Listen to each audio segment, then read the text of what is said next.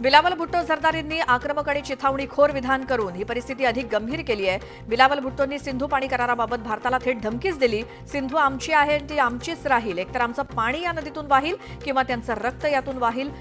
भारताची लोकसंख्या जास्त असू शकते, पण आमची धाडसी लोक आहोत, आम्ही सीमेवरील आमचा आवाज तुम्हाला योग्य उत्तर देईल, असं बिलावल भुट्टोंनी म्हटलं।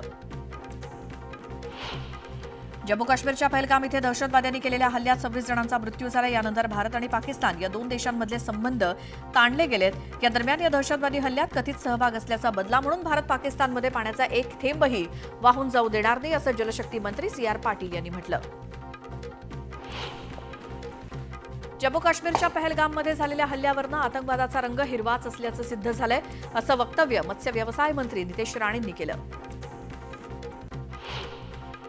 पर्यटकांवरती हल्ला होत असताना स्वतःच्या जीवाची पर्वा न करता पर्यटकांच्या रक्षणासाठी एक तरुण धावून आला। सय्यद आदिल हुसेन शहा या अवघ्या 20 वर्षांच्या युवकाचा देखील दहशतवाद्यांच्या हल्ल्यात मृत्यू झालाय।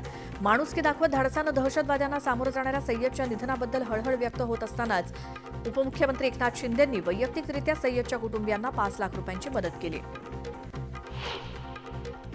परराष्ट्र मंत्रालयानं पाकिस्तानी नागरिकांना 48 तासांच्या आत भारत सोडण्याचे आदेश दिलेत। गेल्या 2 दिवसात अटारी सीमेवरनं एकूण 229 पाकिस्तानी नागरिक पाकिस्तानला रवाना झालेत। यानंतर पाकिस्तान सरकारनं देखील भारतीयांना दिलेले व्हिसा रद्द केले असून 392 भारतीय मायदेशी परतलेत। सोलापूर दौऱ्यावर असलेल्या पालकमंत्री जयकुमार गोरे यांनी सोलापुरातील पाकिस्तानी नागरिकांबाबत माहिती दिली।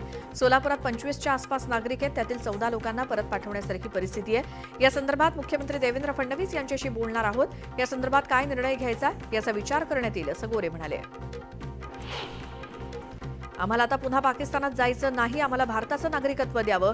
आमचे नातेवाईक तसंच कुटुंब जे पाकिस्तानात आहेत त्यांनाही भारतात घेऊन यावं, अशी मागणी जळगावातल्या पाकिस्तानी कुटुंबानं केली। पहलगाममधील हल्ल्याच्या निषेधार्थ माळशिरस तालुक्यातल्या मौजे नातेपुते इथे शिवसेनेच्या तालुका प्रमुख सतीश सपकाळ यांच्या नेतृत्वात रास्ता रोको करत भ्याड हल्ल्याचा निषेध करण्यात आला।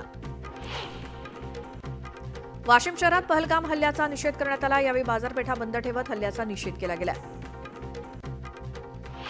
मनमाडमध्ये पहलगाम हल्ल्याचा निषेध करण्यात आला। यावेळी कॅन्डल मार्च काढून हल्ल्याचा निषेध करत मृतकांना श्रद्धांजली अर्पण करण्यात आली।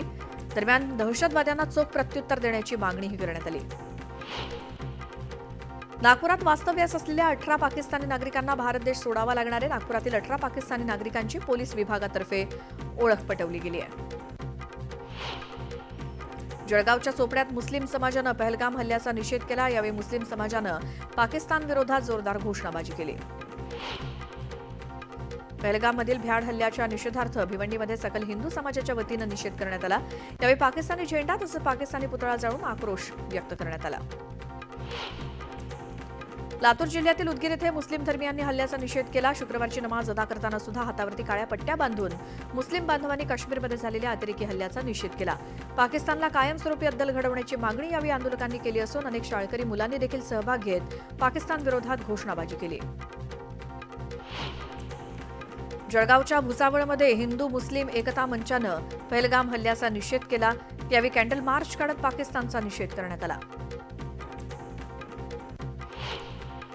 पहलगाममधील दहशतवादी हल्ल्याचा रायगडमध्ये ठिकठिकाणी जाहीर निषेध करण्यात आला। नागोठण्यात छत्रपती शिवाजी महाराजांना अभिवादन करून मुस्लिम नागरिकांनी या घटनेचा तीव्र शब्दात निषेध केला। यावेळी हातात तिरंगा ध्वज घेऊन बाजारपेठेतनं रॅली काढण्यात आली।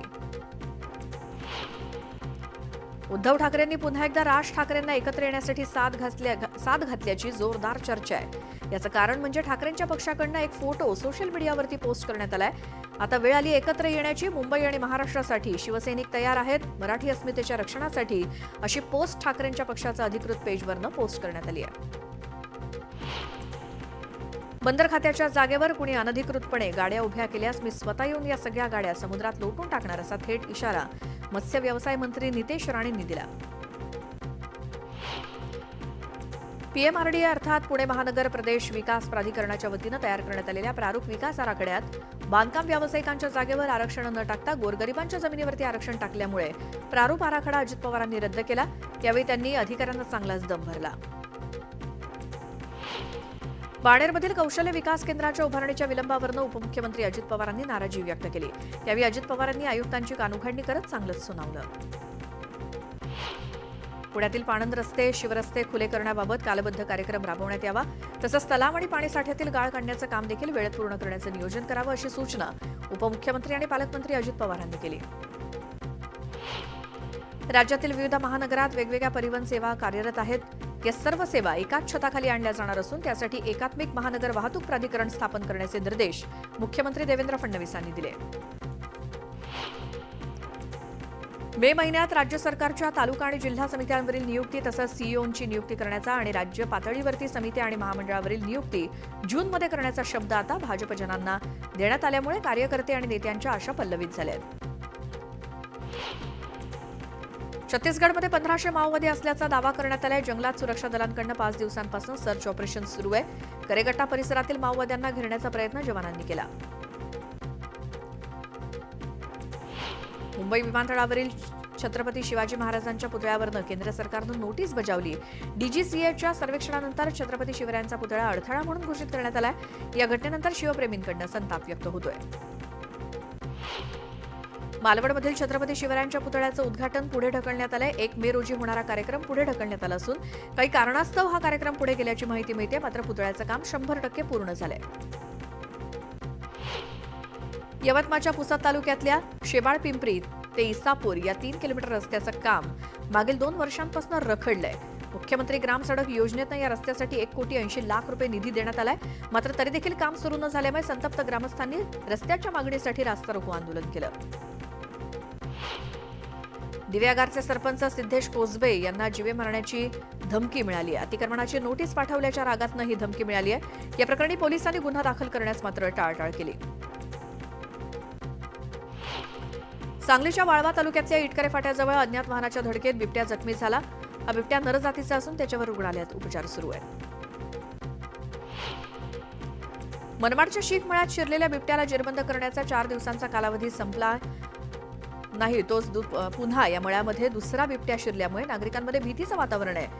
वन विभागानं लावलेल्या पिंजऱ्यात बिबट्या कधी अडकणार याकडे सगळ्यांचं लक्ष लागलंय. चिखलदऱ्यात उन्हाचा पारा प्रचंड वाढलाय. तापमानाचा पारा 37 अंशांवरती गेल्यामुळे पर्यटकांनी सुद्धा चिखलदऱ्यात पर्यटनाकडे पाठ फिरवली आहे. हिल स्टेशनची वाटचाल हिट स्टेशनकडे होत असल्यामुळे चिखलदरा पर्यटन स्थळावरती शुकशुकाट बघायला मिळतोय. जळगावात महसूल विभागाच्या अधिकाऱ्यांचा आणि कर्मचाऱ्यांचा सन्मान करण्यात आला. यावेळी पालकमंत्री गुलाबराव पाटलांच्या हस्ते उत्कृष्ट कामगिरी करणाऱ्या अधिकाऱ्यांचा गौरव करण्यात आला.